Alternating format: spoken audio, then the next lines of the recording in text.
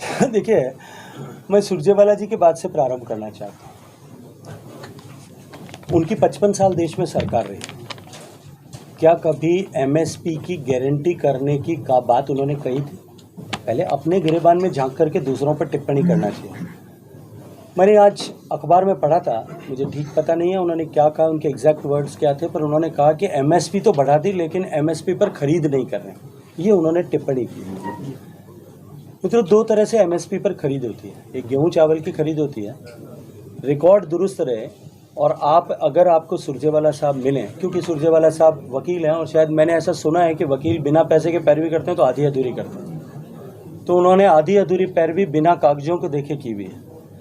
2004 से 14 तक जितनी खरीद गेहूं की हुई, जितनी खरीद चावल की हुई, उसमें 90% ग्रोथ पिछले 9 साल में हुई है। इसलिए खरीद भी बढ़ी और एमएसपी भी बढ़ी है।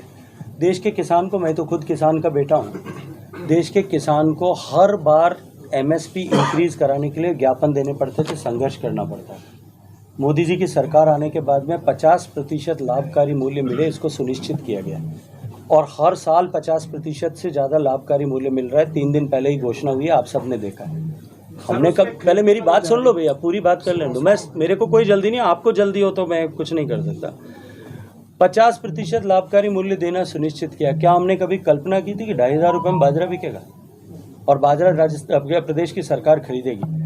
वो सुरजेवाला जी को कहना कि पड़ोस में राजस्थान में उनकी सरकार है, जाकर के वहाँ को पूछें कि वहाँ का किसान 1,200 रुपये में बाजरा बेचने के लिए क्यों मजबूर है, क्यों सरकार नहीं खरीदती?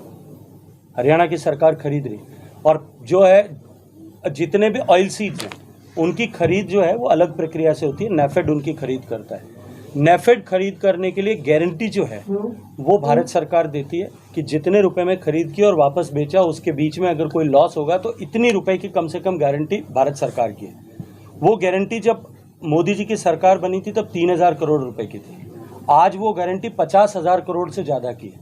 अगर मैं खरीद के क्वांटम को बात करूँ तो चने में, क्योंकि ये मार्केट लिंक्ड है, जब जरूरत है तभी खरीद कर सकते हैं। बाकी मार्केट में प्राइस, पिछले बार गेहूं की प्राइस यूक्रेन वॉर के कारण से ज़्यादा थी तो खरीद के लिए गेहूं कोई दे नहीं रहा था। सब वो जिन लोगों को गाली दे रहे थे उन्हीं के गोडाउन में जाकर के बेच रहे थे, लाइन लगा करके।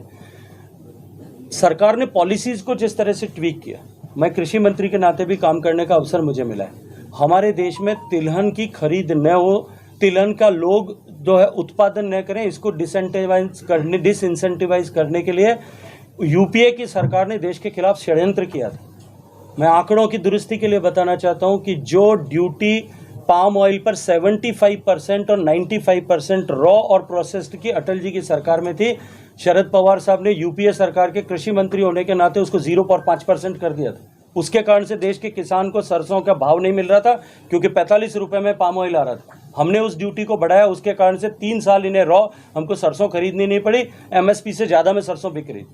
सूरजमुखी के एमएसपी जो है 8,650 रुपये तय हुई और सूरजमुखी की सरसों पे खरीद होगी। इसको देश की सरकार ने और प्रदेश की सरकार दोनों ने सुनिश्चित किया। आप इसके बारे में कहीं किसी को भी संशय पालने की और संशय से फैलाने वालों के कारण से भ्रमित होने की आवश्यकता नहीं।